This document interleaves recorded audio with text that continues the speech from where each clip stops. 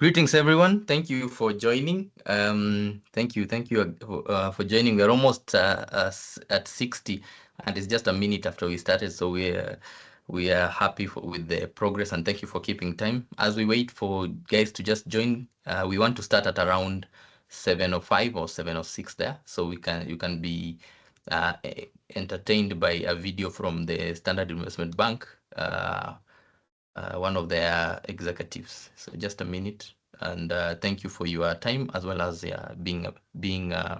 thank you for being on time for the session, and hopefully you will learn a lot about where to invest and how to invest.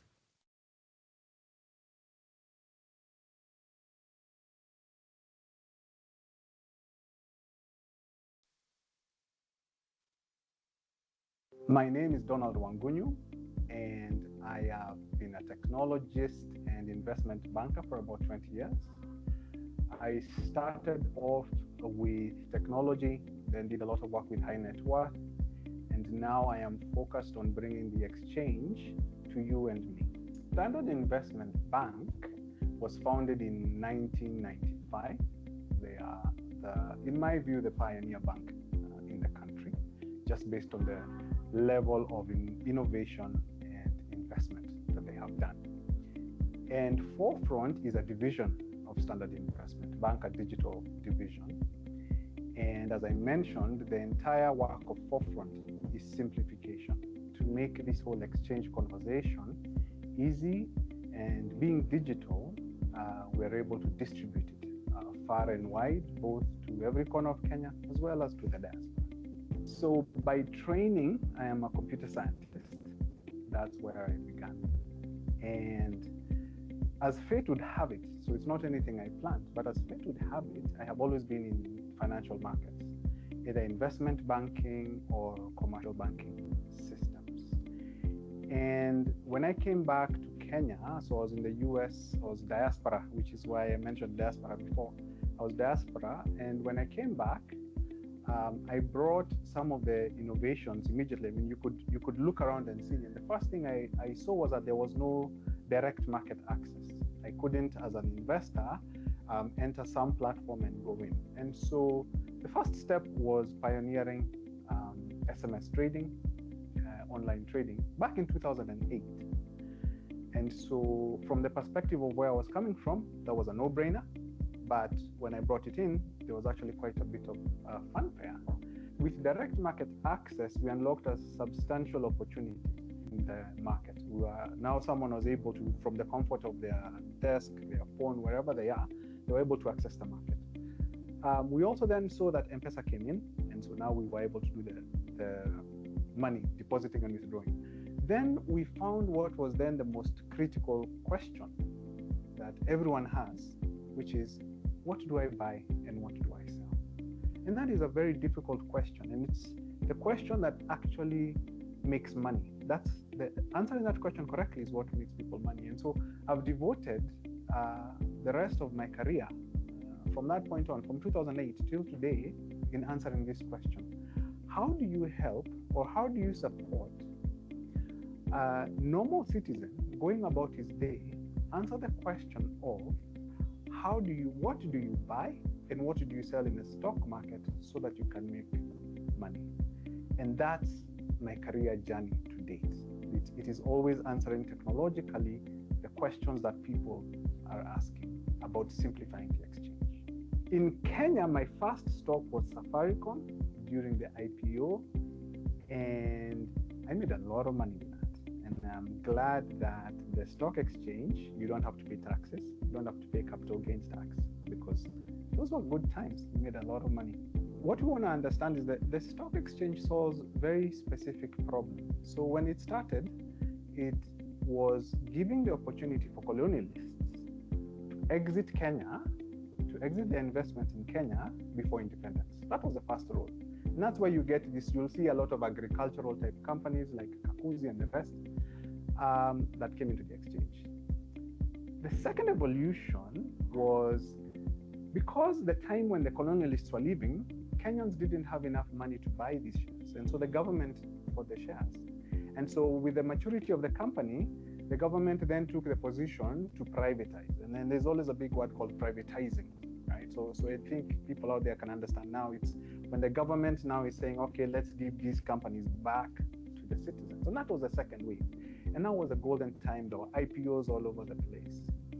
The third wave in this evolution was when the foreign investors discovered Kenya, and we joined what's called the MSCI index as a frontier market. And they came in such numbers that up till now, they are 60 to 70% of the investors in the exchange, right? So today, 60 to 70% of trading activity happens by foreign investors. And then that leads us now to where we are about to go, the fourth wave. The fourth wave is driven by the government's bottom-up economic agenda, as well as the young demographic of our population, who are all technology natives. Let's call them. They didn't move there. When they were born, they entered technology. And so you are going to see the highest investment in technology coming in to support this market. And we are just, many of us, I want to say me because I'm hoping I am considered one of the people who's native technologically. I probably am not. But you will see such a heavy investment in this fourth wave, it will be a game-changing situation. So when I come to the market, when I become an adult, I have skills and I exchange those skills for money. And if I have the right training, I start saving some of that money. Now, if I'm trying to build wealth using this mechanism, it is the hardest way to build wealth. It'll take you a long time, and you're pretty much guaranteed you will not pass your economic ladder. You will not be able to grow. The second thing is, for this person who has been saving, they usually then become entrepreneurs. They take that money and become entrepreneurs. And when they're entrepreneurs, they're exchanging other people's skills for money. And so it's a great way to build wealth. But it's the riskiest way to build wealth. Businesses fail all the time. And so you get a third one, which is I take my savings and I give it to proven entrepreneurs, right? People who have done this entrepreneurial game, and they have shown that they can actually sustain a company. And so in that step, you now have the opportunity to grow your wealth faster. But because these are proven managers and proven entrepreneurs, the risk is reduced. And that's what the exchange is. You are giving people your money, they are giving you shares or a piece of the company, and you have the best risk-adjusted return. And that's why the stock market is the best place to put your money. When you start off, you will get tempted to keep up with your friends, flashy cars, nice shoes, and that's called lifestyle inflation. And it's emotionally painful to decide that I shall not have this lifestyle so that I can build my pot of wealth, my beginning foundation of wealth. And so that's the first element of emotional risk. So as we go up the emotional risk ladder,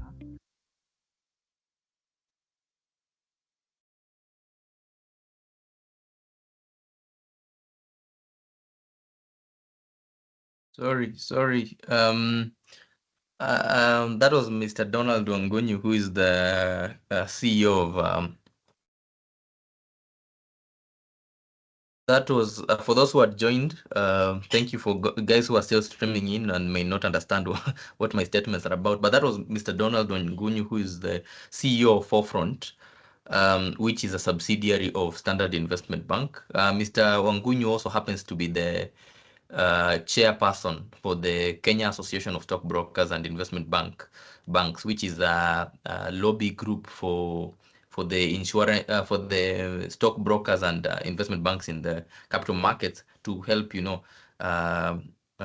champion the interest of the capital markets to different entities, including the government. So for those who will be patient enough, I'll share with you the remaining part of his video interview, and he's a very interesting man and also a very knowledgeable man, and you can learn a lot from him, especially all the way from the history of the capital markets to where we are now. And he also is a technology enthusiast, which is probably why SIB also has a lot of different products that they're offering to their customers. But that aside, thank you everyone for joining. We are at around 110 people. That is a very good number for a start. We can start with introductions. So I just ask my speaker for the day to unmute, not to open, yeah, start her video. Thank you. My name is Steven Atema. I work with the Central Depository and Settlement Corporation. For those who have been attending our webinars, I think I'm a familiar face. For those who have not, um, just a minute. Some technology challenges there. So for those who have not, my name is Steven Atema. I am senior associate research commercial and strategy at CDSC. The main role of our division is to help investors who are our customers to at least understand what it means to be part of the capital markets, how they can invest safely, where they can invest through now partners like standard investment banks, and of course just to try to help create the understanding for investors on why different players exist in the capital markets. Now on our end, we exist because we provide that trust for the capital markets. All your shares are held in a safe custody in the central depository system, and we also ensure that when you buy or sell securities, we are the guys at the back end to ensure that the money has been paid to the guy who sold the shares, and the funds, the securities have been, or the shares have been transferred to the guy who bought those shares. We also have other products like securities lending and borrowing, but for the purposes of this session, we are just here to ensure to share knowledge about how the capital markets, how the different capital markets products, the different capital markets products, sorry, that exist. But most importantly, today it's the banking sector. If you've not attended our previous webinars talking about different things, we also did an analysis on Safaricom. But today we're talking about the banking sector. So if you're interested in investing in any of the banking shares, today is the best day to listen in, ask your questions, and you shall surely get guidance on which counters to buy and which ones to maybe be cautious about. So without further ado, and seeing that we are also a bit short on time, I'll just ask my speaker for the day to introduce herself as she segues into her presentation. Thank you very much. Thank you for the introduction and for the video. I've actually learned quite a lot. Hi everyone, my name is Melody Ndanu. I'm a research associate at SIB. Recently joined, I think about 3 months ago, but I have experience in the banking sector. I've worked in the banking sector for around 7 years. I've also worked in investment banking as well as strategy consulting. So my background is quite wide. I'm a certified investment and financial analyst, as well as a full member of the Chartered Institute of Securities and Investments. So as I share my screen, kindly give me one moment. So we'll be looking at the listed stocks, so they'll generally represent what is happening in the industry as a whole. Kindly let me know if the screen is visible. Yeah, it is. Have you put it on full screen mode? A moment. Yes, we can now see it. Carry on. Okay, thank you. Allow me to switch off my camera. So we'll be looking at the emerging trends in the banking sector in the first quarter and what it pertains to the coming quarters in the year. So what I'll do, mainly I'll just have a high-level overview of what we do, so that as had been mentioned before, we have different subsidiaries under Standard Investment Bank. There's also Mansa X, which is under the global markets. We have SIB Naja, which is a recent offering that offers Islamic banking, investment banking products and services. We have the equities arm. This is the one that deals with the trading of stocks and derivatives. Fixed income, if you want to invest in bonds and T-bills, we have that service. Corporate finance as well, where we do capital raising and other transactions for both public and private institutions, and as well as research and sustainable finance, something that we've picked up on recently. So we're looking at insights and advisory around sustainable finance, as well as looking at what's happening in the sector, let's say banking, telecommunications, basically all other sectors as well. So we are covering all those aspects. Because we're short on time, I'd like to jump in straight into what has been the context for the quarter before we go to the actual performance of the banks. So we saw the numbers came out recently for the GDP. It grew about 5.6%. Mainly we've seen it because of the recovery of agriculture sector. Looking at the numbers that the CBK and the Kenya National Bureau of Statistics have given, it's showing that the year has started off on a good note with the rains sustaining the agriculture sector. Tourism numbers have improved, and basically the start is good. However, the growth is expected to be to slow down in this year, expected about 5%, and mainly because there are still risks that pertain things like supply chain disruptions due to the instability in the Middle East. We also have the issue of pending bills. We also have the issue of rates in markets like the US staying higher for longer. So those may have a bit of an effect on our economy, but so far, the first quarter looked good. Another aspect is the shilling. We noted that the shilling appreciated quite a bit in the first quarter. And what had brought this about? I think we all know about the Eurobond buyback. The market had a bit of jitters, the international investors, but once that was paid, we saw that the shilling strengthened quite a bit.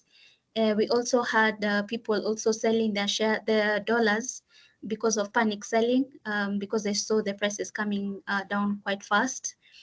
Also, the market had kind of anticipated rate cuts, though it still hasn't happened yet. Maybe in the later part of the year, either third quarter or fourth quarter of the year. And as recently as today, Kenya received approval for or not approval, or Kenya reached a staff level agreement with IMF, and there's some funding that we are expecting. And together with IMF and World Bank, it's about $2.3 billion. And this should boost our foreign currency reserves as well as support the shilling going forward. So another key aspect where you'll see how it plays into the performance of banks is the interest rates. We've seen, first of all, we'll have a look at the inflation.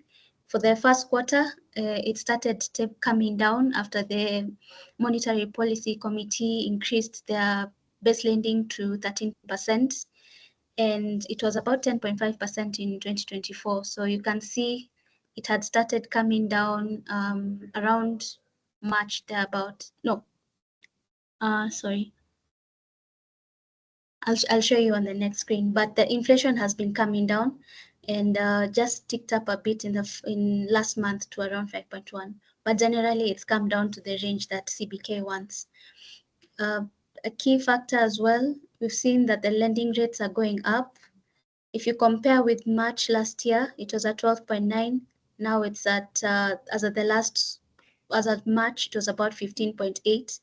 So we can see the impact of the rise in the MPC rate that has led to the increase in loan prices. As loans prices are going up, also savings deposits rates are going up as well. And we'll also have a look at how that affected the numbers. How about actually, how is the private sector credit doing? How are the markets, how are people borrowing? So looking at it from around December to March, we can see a very big dip from about 13.8% to 7.9%. However, there are two aspects to look at it. There's the aspect of more of local currency debt, that's in, or rather more of local currency loans, that's the Kenya shilling loans, and fewer of the foreign currency loans, as well as the appreciation of the shilling. So that's why you can see there's that big difference, but there's also the aspect of loans becoming more expensive, and it may have an impact as well on credit demand. So just that shows that steep decline that you've noticed there. There's another measure that looks at how the market sentiments are. That's the PMI, Purchasing Managers Index. It had been below 50, which is a contraction for the better part of last year, but it went up slightly at the first quarter, mainly because of those reduced inflation during that quarter. But if you look at the net effect of the growth in local currency and the growth and the decline in the foreign currency, actually the overall rate has gone up by about 8.1% versus actually 9.1% versus the 7.9 that's showing here. That's why there's a bit of a difference. So without further ado, let me just go straight into how the banks actually performed. KCB recorded the highest jump in the profit after tax, followed by Stanchart and I&M. However, Stanbic had a bit of relatively marginal growth, as well as NCBA. And as we continue with the presentation, I'll go into details as to what led to that performance. But overall, the main thing that was driving bank performance was interest income. Interest income is what the banks earn when they lend out money to customers, the interest that you pay, as well as when they lend out to the government, the interest that is paid from bonds and such bonds and let's say T-bills if they invest in such assets. Also, there's the aspect that banks also lend to other banks, and the interest rate has been going up, so they're also earning a bit of funding from that. Another aspect we had mentioned about interest expense, because the rates that are being charged on deposits is going up, it's also eating into the margins, but the interest income, because it was strong, the impact has not been felt that much, but coming in the next quarters, we might see a bit more of a strain on the interest income because of that. Another key factor, we've seen that fixed income, foreign exchange income rather, has been going down. Last year, banks made a lot of money from the volatility in the Kenya shilling movement, as well as the limited availability of the shilling. But now, because that has improved, banks have to offer lower margins. So we're finding that income line has come down. Banks like Equity and KCB, the geographical and revenue diversification is helping out quite a bit, and I'll go into detail about how that is coming about. For KCB, I know that has been top on everyone's mind, but mainly the recovery has been also attributed to KCB Kenya, and we'll go into a bit of detail into what is actually the key drivers. For Equity, their subsidiaries did quite well, though Equity Kenya, it had a drop in its profit after tax. It had a bit of an issue with their non-funded income. They were a bit lower, and they also had to provision more because of non-performing loans. Stanbic as well, interest expense had a major impact on their income. But they managed to contain their costs. So we'll also see into detail what that means.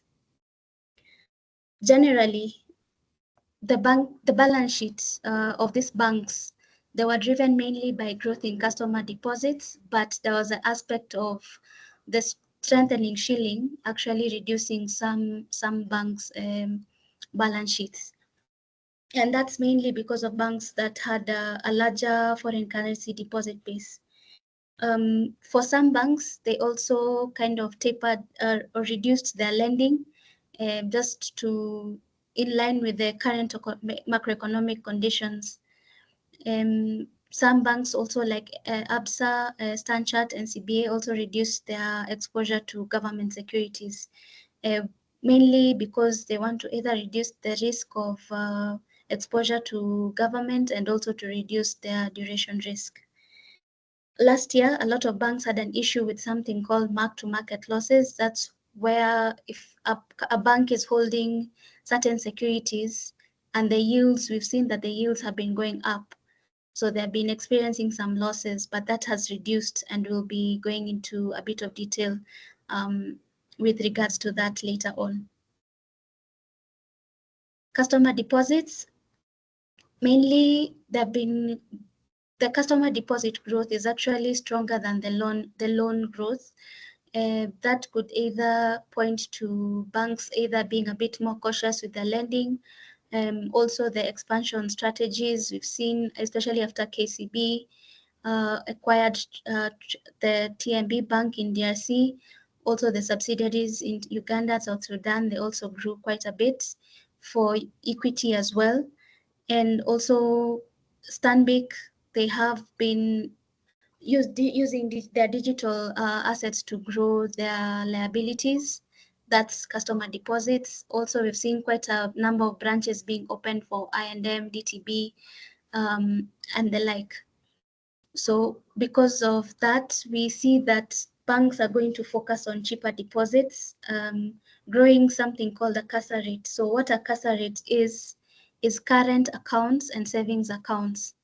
Because these accounts earn a lower interest rate compared to term deposits, banks will be focusing on growing that, that funding space. For loans, KCB recorded the highest growth rate in the industry, followed by so here they are.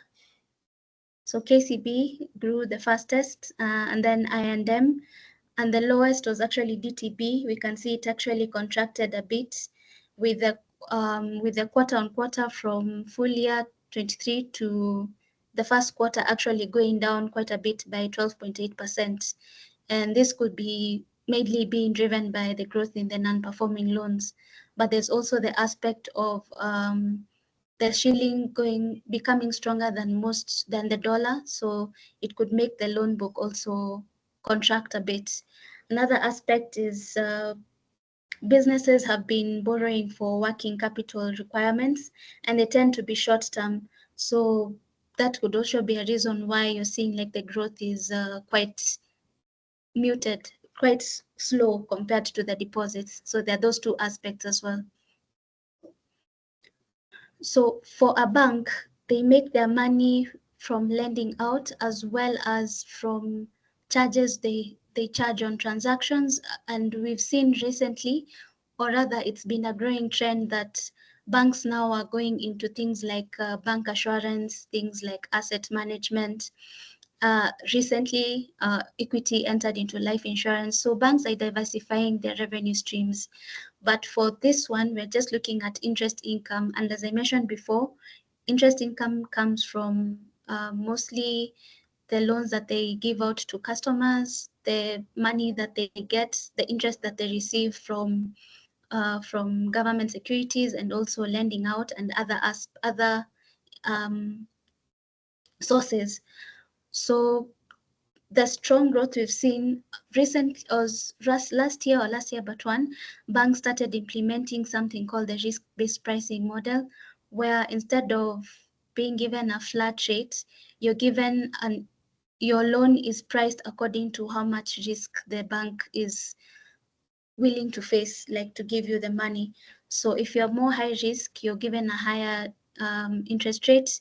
If you have less risk, you're given a lower one.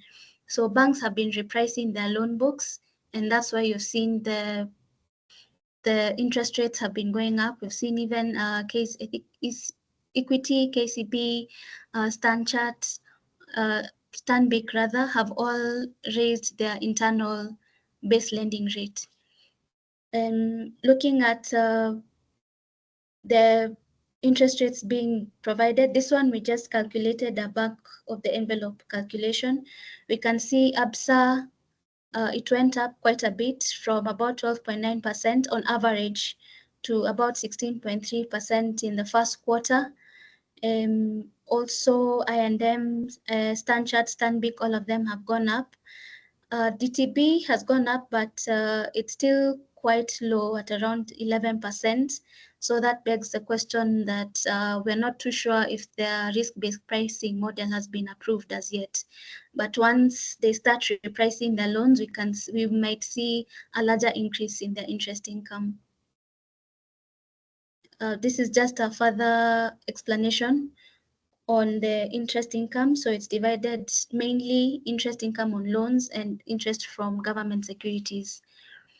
As you can see, ABSA, I&M, Equity, and KCB and NCBA, most of the banks are recording very high double-digit growth in their interest income.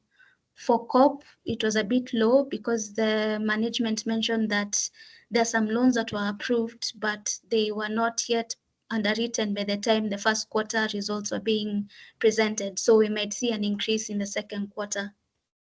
For government securities, you can see KCB and Equity are quite heavy on government papers, and that's why you can see the interest income from government securities is quite high.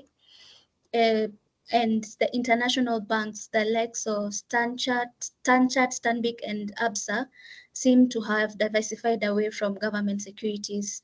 As I mentioned before, just to reduce their risk exposure and to reduce their duration risk. So cost of funds, mainly the interest expense has been driven up by the interest paid on customer deposits, and that's in line with what's happening in the market because of the high interest rates. Stanbic had one of the highest increases. I think we've seen it's about 130.2%. And that's mainly because looking at the numbers, their CASA rate for full year 23 fell to 76% from 86%, and it looks like that number went down even further in the first quarter. For DTB, the upsurge was not as high as they've been targeting low-cost deposits. For banks like Equities, they decided to pay off some loans because they saw that the interest expense was becoming quite large, and their effective rate on returns was about 12%. So from 3.5. So we'll see that banks will start either paying off loans that they're saying that are becoming too expensive, especially because of the US rate. There's something called the SOFR, that's the secure overnight lending rate. It's a bit high because the rates in the US are still high. They haven't been cut. So we might see banks taking those measures. For Stanchart, it also grew by about almost 80%. But as you can see here, they have the lowest interest expense amount, about 1.2 billion. And that's mainly because their CASA rate is quite impressive. It's about 96.6%. So this should help it manage its costs as the year goes on. So according to our models, NCBA currently has the highest weighted average interest rates on deposits, about 7.3. From about 4.7. Stanbic as well, it looks like they got expensive deposits around 5.8%, and Stanchart has the least. You can see it's at about 1.3%. And just compared to what was happening last year, we can see that the growth is still there in regards to interest expense. So this is something that banks need to keep an eye on. With it growing faster than interest income, it may end up eating into margins. So the margins I was talking about, it's called the net interest margin. It's like the difference between the interest income and the interest expense.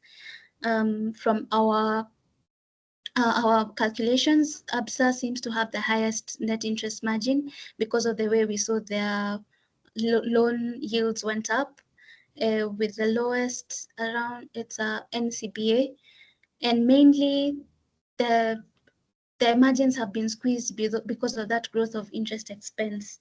And the largest, as I said, was by NCBA. Generally now, after you've added the income and removed the expenses, with regards to interest expense, you get the operating income. And as you can see, KCB's was the largest at 31.6%, followed by Equity and Stanchart. So for KCB and Equity, for KCB could be also because of the growth of their loan book, and Equity as well, as it continues to expand, or as business continues to grow in the region. So there's also another aspect of income for banks that's called the non-funded income. This is mainly fees and commissions and other sources of income, as well as foreign exchange income. So for this, I won't go into too much detail, but mainly they've been driven by strong growing customer numbers, foreign exchange income, and as well as other income. But for foreign exchange income, it has grown for banks that offer good margins. If a bank is not giving very attractive margins, you'll find that the FX income has gone down quite a bit. Also, with the fact that most of the transactions now are going digital, there's also that aspect of digital, the transaction costs as well. But there's something that investors might have to take note of.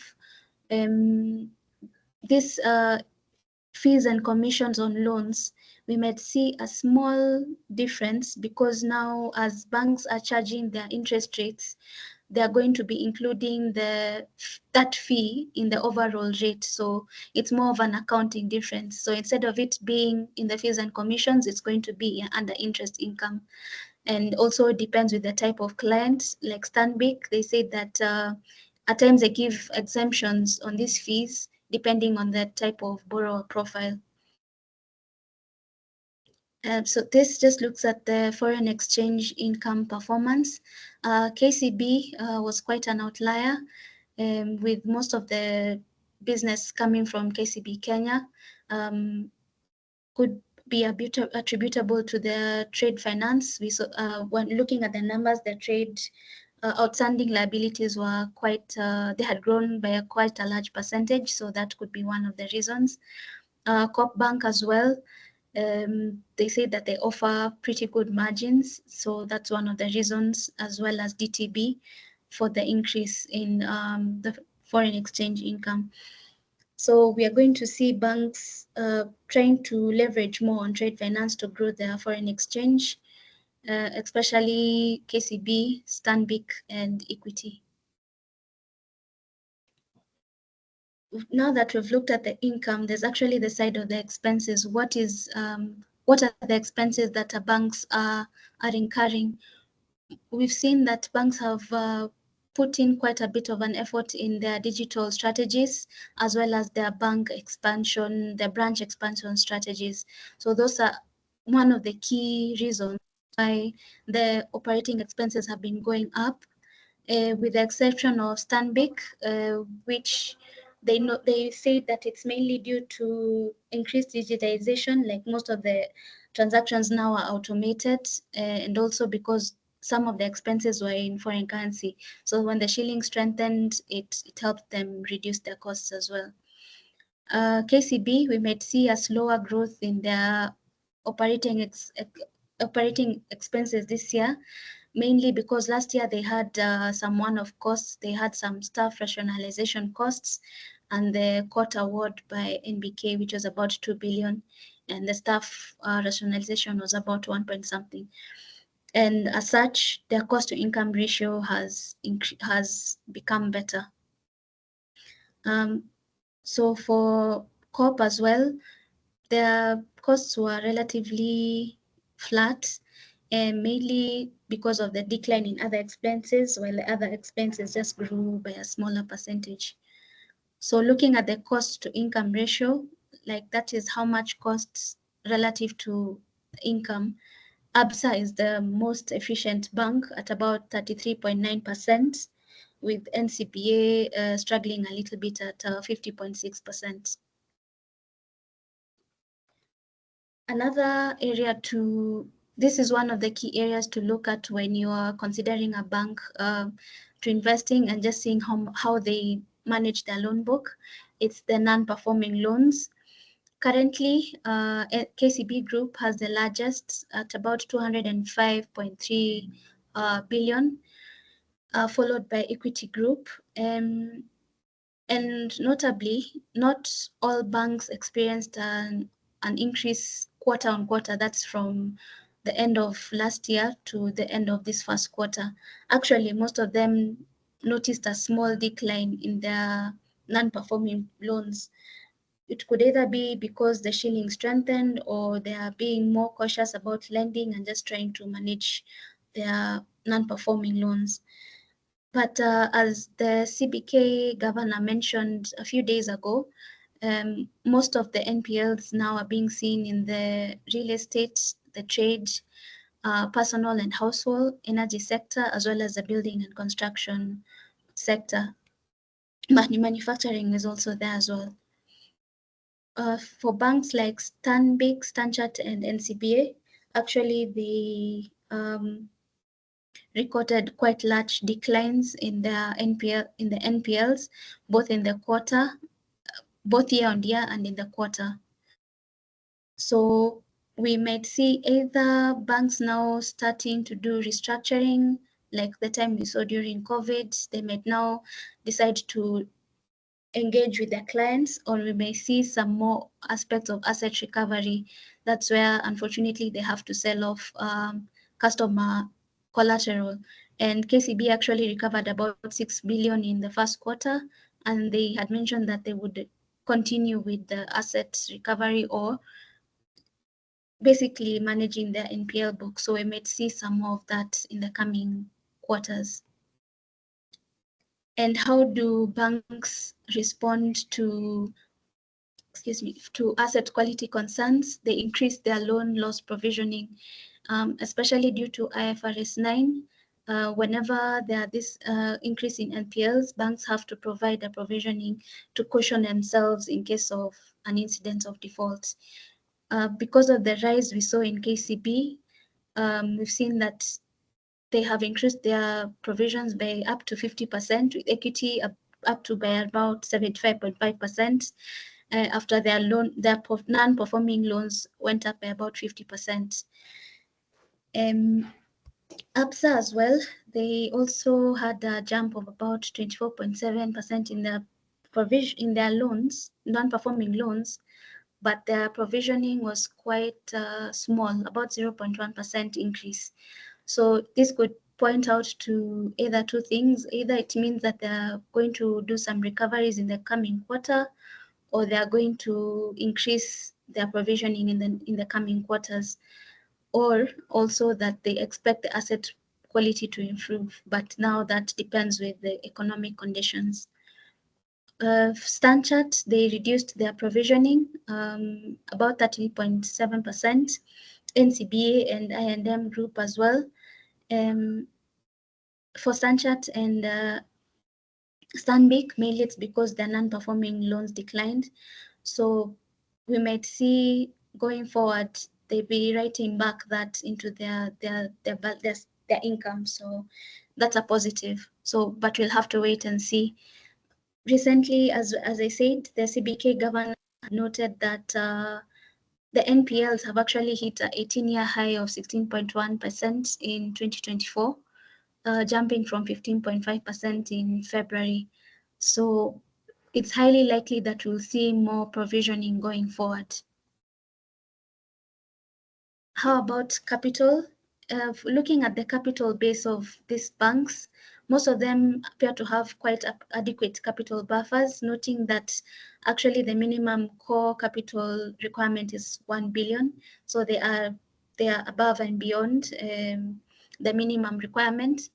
Uh, Notably, most of them have been strengthening their core capital and their total capital, though for DTB it tightened a bit, mainly as we said because of their expansion strategies. I think they're targeting to have about 5 million customers by the end of 2026. So they're really going strong on expanding their branch network.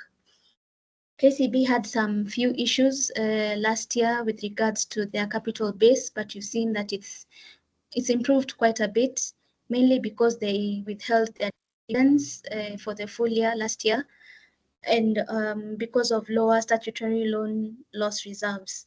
So this was added back to their Tier 2 capital. Their management also said that they are anticipating some additional Tier 2 capital by the third quarter of 2024. So we might see that going up even further. For Stanbic, the slight decline was mainly due to currency movements in their Tier 2 capital as well as amortization, but they say that should pick up in the coming quarter as well. So generally, what are we looking at in the sector going forward? We're looking at selective lending, where banks will also be keen on balancing between revenue generation and asset quality, though the perpetual need of funding will support lending as we continue.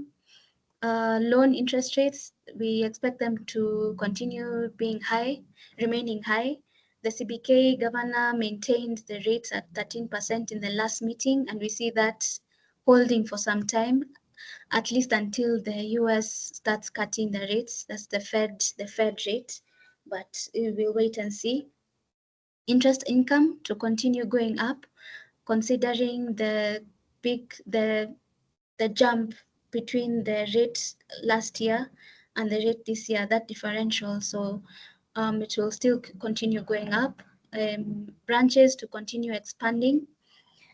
For NPLs, as we said, they might remain elevated in the near term, and provisioning to continue to manage those risks. For regions, they'll continue being a major profit before tax contributor, and we might see some continued M&A transactions. We've seen that NBK is currently under the process of being sold to Access Bank. And so what we mean by brownfield investments is the way KCB went to DRC and acquired Trade Merchant Bank. So it's the process of acquiring the bank that's already existent instead of going to build a whole bank and getting banking licenses. So we see that still continuing. Tech adoption to continue, just to drive cost efficiencies, also things to do with data analytics to understand what customers want and understand the trends, and also to manage risk and also enhance the product offering. We've seen quite a number of banks have started giving out digital lending products. So we're going to see a lot more digital products going forward. Additionally, we've seen banks are going into other financial services businesses, that's asset and wealth management, custody management, bank assurance and insurance. There's going to be a lot more investment in cybersecurity. We saw that a couple of banks had some issues with cyber threats and cyber attacks. A growing significance on ESG compliance and green financing products. The CBK had recently issued a draft green taxonomy document that will be able to identify what investments or what assets are termed as green and what aren't. The CBK also started a program with the European Investment Bank to help green the financial sector. And we've seen that green finance has picked up quite a bit. Safaricom got a sustainability linked loan last year from a consortium of banks. So we expect to see that to continue. a major thing to keep an eye on is a potential increase in minimum capital requirements. It had been mentioned earlier in the year, and it's been repeated again by the CBK governor. And I think the proposal is currently with the finance committee. So we're waiting for the public participation to hear what proposals they have and for banks to give their views. We also might see some licensing fee adjustments. There was also a penalties bill that was submitted. So we are seeing a lot more compliance in the industry. For the grey listing, we might see some more requirements or some more compliance issues to do with anti-money laundering. And of course, what is on everyone's lips is the finance bill and the implications it has on the cost of living going forward. We have the 16% VAT introduction on certain transactions, as well as the increase of excise duty from 15% to 20%. So the market is watching keenly to see what the government will say with regards to that. So generally, looking at banking stocks, they still appear to be, the sector generally still appears to be undervalued. So what I've done here is I've put the relevant ratios as well as the pricing. So looking at it, I've put the definitions on what ROE means. Generally, it's how much return or income is being generated by the bank from investments in its shareholders. Basically, if it's higher than 10% or 15%, it's considered a positive. Stanchart is the leader, followed by ABSA and Stanbic KCB. So you can see banks like DTB and I&M, because of their low ROE, the market tends to price them at a discount, and that's why you see their price to book at DTB 0.2, I&M 0.4. And the price to book mainly looks at equity value per share versus the price. If it's below 1, it's considered undervalued. If it's above 1, it's considered to be at a premium. And that's why you see Stanchart PB is at 1.2. So I'll be sharing this presentation so that you can have a bit of more detailed look into the ratios, what they mean, and what they actually, how they drive the share price. Of course, KCB didn't provide a share last year, and that's why we've seen the dividend yield is nil. Stanchart pays the highest. They actually had a dividend per share of 29 shillings last year, and the dividend yield was about 15.3%. So this is a good counter for people who are interested in earning an income or gaining earning dividends, and the payout ratio is quite high. It's around 80%. So basically, whatever returns they earn, they pay it back to their shareholders. So what are the reasons or what are the recommendations that we have? Basically, for each bank, we've given a buy and we have reasons to support that. For ABSA, the cost efficiency, that's industry leading cost efficiency. They are intending to go big on lending. Their tech strategy is also quite robust, and with their interest rates being high for loans, we see them generating quite a bit of income. For Coop Bank, they have a very strong capital base, though it would give them an opportunity to go across various regions if they were to take that step, though it's still quite a conservative bank and they tend to focus more on Kenya, though they have a joint venture in South Sudan. So for Diamond Trust Bank, mainly it's around their tech initiatives. We see it boosting their efficiency and the non-funded income, and they have a very ambitious customer acquisition plan. As I mentioned earlier, it's still being traded at a discount. So if somebody wants to get in, they can, but this is a very long-term play because we still see costs being elevated in the medium term as they continue expanding. Equity, very strong momentum and regional diversification, especially from DRC. 63% of their profit actually comes from outside of Kenya, and the life insurance business is picking up well. They had actually mentioned that they might go into general insurance and health insurance later, but that's something we'll keep an eye on and see. They're also diversifying their revenue lines, though the slowdown of equity Kenya is still an issue. But if they're able to address their NPLs, we see a good opportunity for the provisions to be written back and earning interest from income from that. I&M, they have actually gone into new sectors, oil and gas, and we know that especially in Uganda, that's a new tailwind, as well as SME. They actually also reduced they removed some charges for banking transactions, and we've seen actually the customer numbers have been going up. Don't know if there's a relation to that, but they've had a very strong customer expansion plan. For KCB, their recovery quite strong. If they continue with their performance from what we've seen in Q1, we may see an interim dividend payment, but that will depend on performance. That's what management said. The sale of National Bank of Kenya, I think it's priced relatively to our calculations about 13 billion. So that could come in to either boost their capital base, or they might even decide to pay a dividend depending on what management will decide. But their non-performing books still a cause of concern, but they said that they have put in measures to address that. NCBA,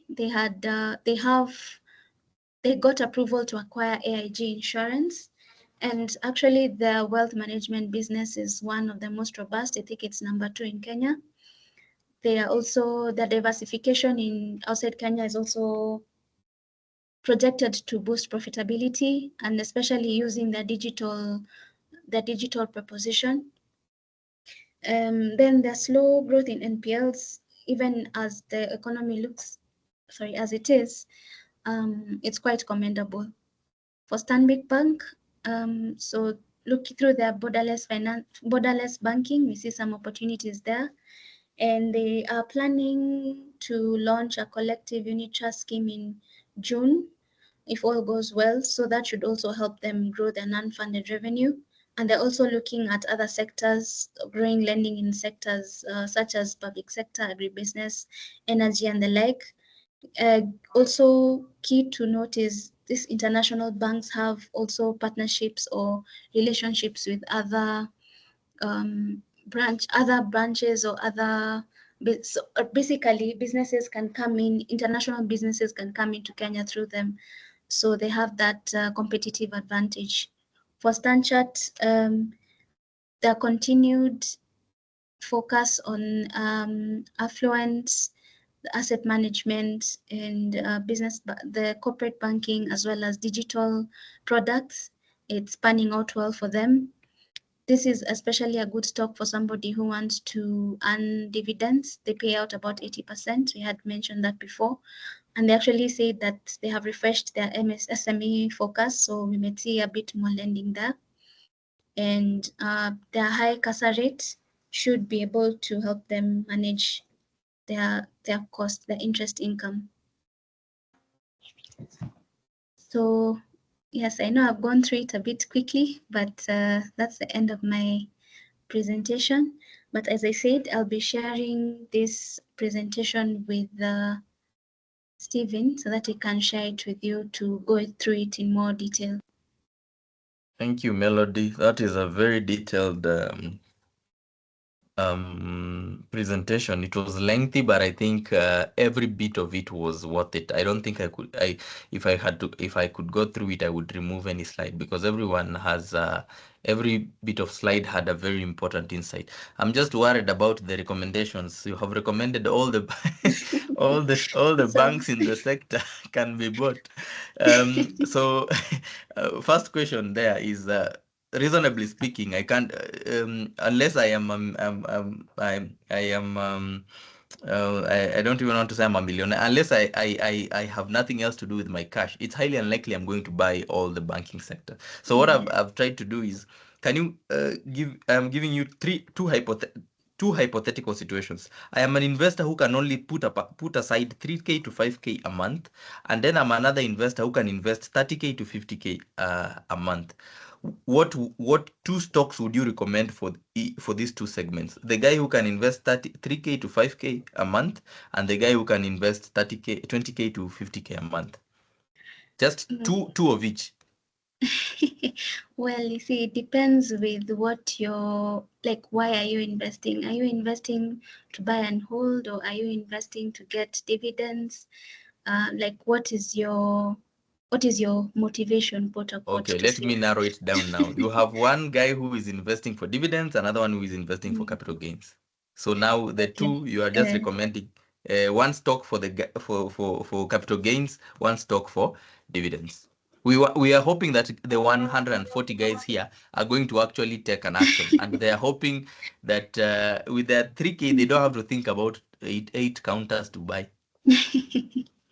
Yes. So, well, when deciding on the counter to buy for dividends, you actually do look at the dividend yields. Yes. So the banks with the highest, okay, Standard is The highest high, but dividend it's yield I at can't afford at 3K. yes. So there's the aspect of, so there's also, it's discounted, but there's the aspect of I&M Group. That's about 21 shillings and 50 cents. It has a dividend yield of about 11.9%. So I and As M and then we have ABSA as well, and about ABSA. So I and M and ABSA for the 11.3. 3K. Yes. So the guy who has chums 30K to 50K a month, that can do Stanchart, right? Yes, that can do Yeah. Standard.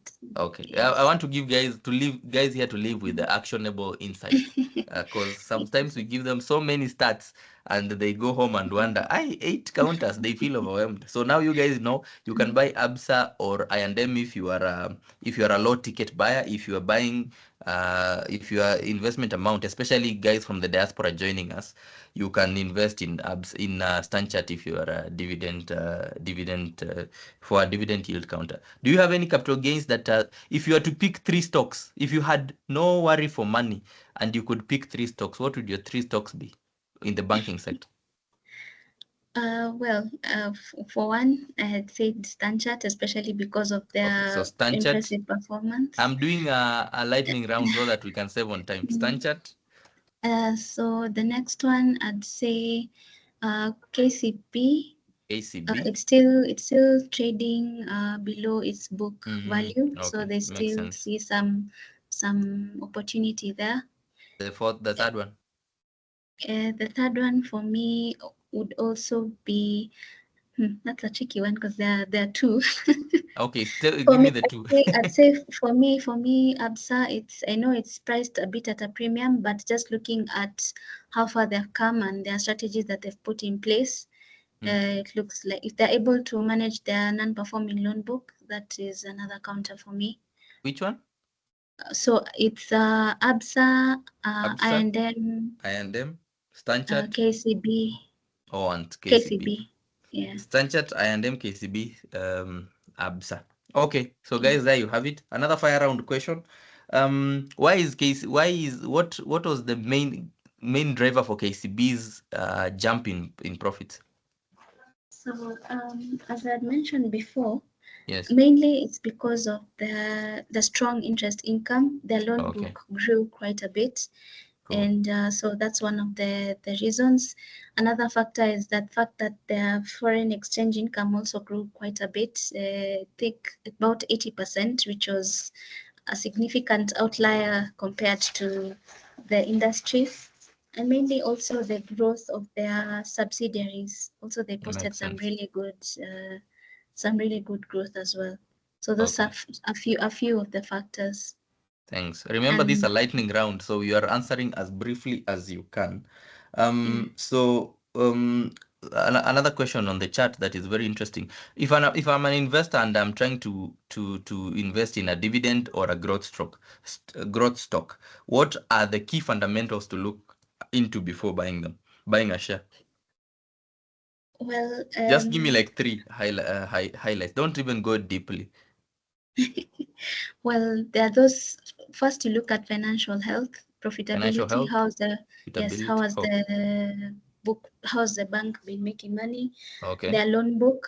Do they have very high NPLs? Because that would mean that they'll have to provision, which will eat into their income. Looking at things like regulations. Are there any new regulations that might actually impact the banks, or have they not been complying? Like, let's say for NBK, basically it's looking at such things like the financial health, even the economy. How is the economy doing? Is it Okay. going But down? as a bank, I can't control the economy. Yes, but you see, if Mm. there are certain things that are happening in the economy that might affect clients, it will also affect how they pay their income. So it's basically looking at the top-down effect. There's You this can't saying, control the economy, but uh, you can see what it can point towards in the coming future. there Like, is a saying that you bet on the jockey, not the horse. So, um, what about so management? yes, that's of course a very key thing to look at. Management, the quality of management, and actually if they have experience in that sector, and basically how they're running the company. But that will Okay, also reflect on the financial health. So okay, the okay. two So, also go alike. Yeah. so two more questions, and then we can have your closing remarks. One other one. You have maybe I missed it, but I didn't see you talking about. I saw you the banking credit the credit the lending to the private sector had really shrunk to around, I think, 7%. I Yes. didn't see you speak about, and then I also heard you talking about banks trying to readjust their investments in government bonds portfolio. Mhm. Maybe speak more into that. Are they putting their money into bonds, or are they just trying to change their what is marking to market and Yeah. investing in speak more into that about their investment in government bonds and whether that's driving their lack of credit to the private sector. They're Well, shrinking.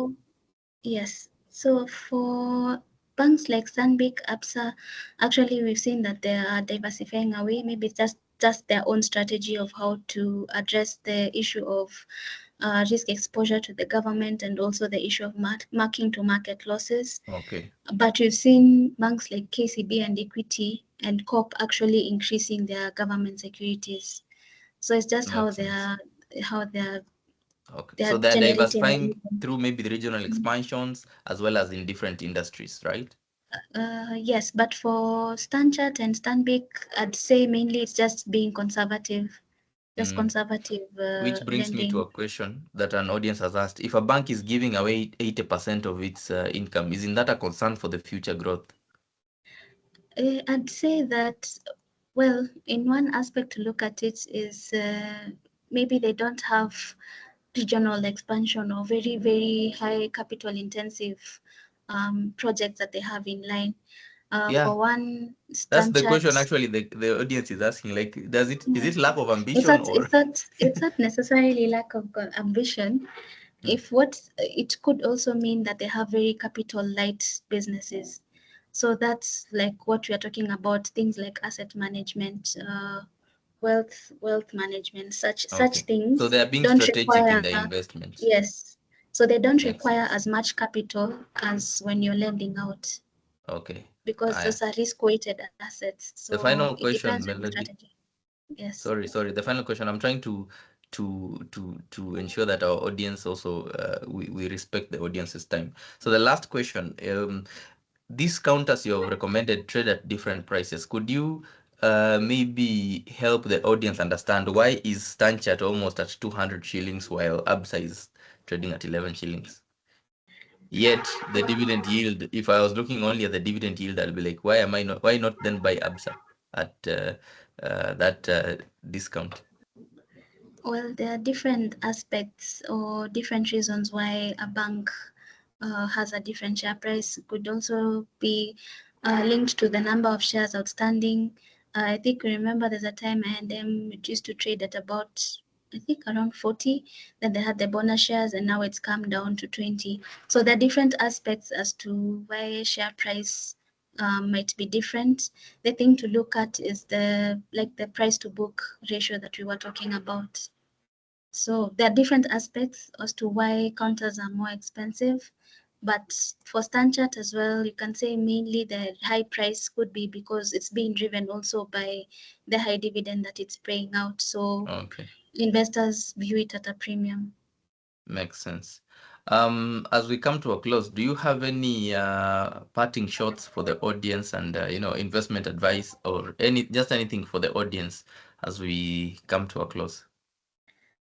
Well, I'd Maybe this say one you can open, you can turn on your your video so that the guys who joined late can see us. well, I'd say that still the market is ripe for investment. I believe most of the banks are still trading below the price to book counter, so that gives an opportunity to enter into the market at good prices, though people might wait a little bit for the euphoria of the banking results to come down. Also, after the book closures and the payments, we might see them trending down a bit, but it will go up again. So Yeah. for me, I believe there's still opportunity in this space, especially as banks. I think people see Kenya as being a matured market, so that's why people are venturing out into different regions, but there's still some bit of opportunity here. Thank you, Melody. And I guess, guys, if you want to invest in the stock market, you can also contact the SIB team on their website or on the social media platforms. But which you've reminded me something even as we come to a close. This presentation will be shared to all of you who made time to attend, but we shall also include that's another slide that will highlight for you year to date price performance of these different counters so you can fully understand and appreciate the growth potential for different counters, especially if you're investing in the long term.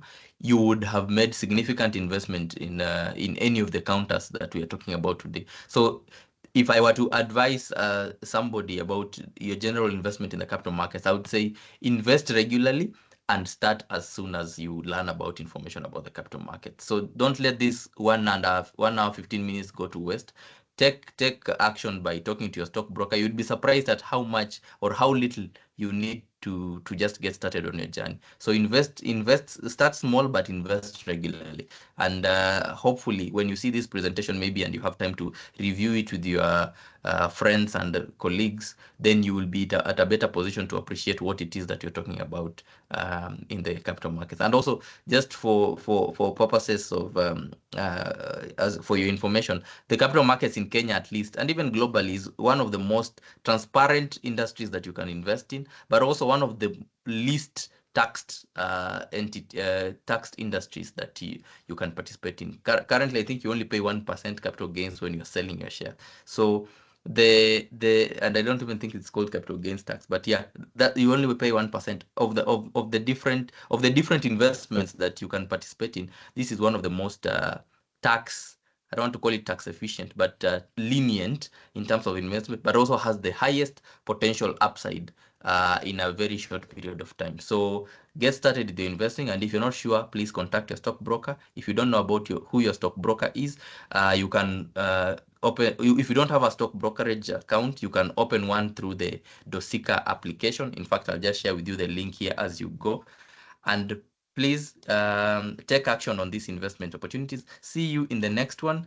And follow us on our different social media platforms. Our handle is at CDSC Kenya at CDSC Kenya. That's so if you want to look us up, even some of these highlights that Melody was sharing, we were sharing on our X platform.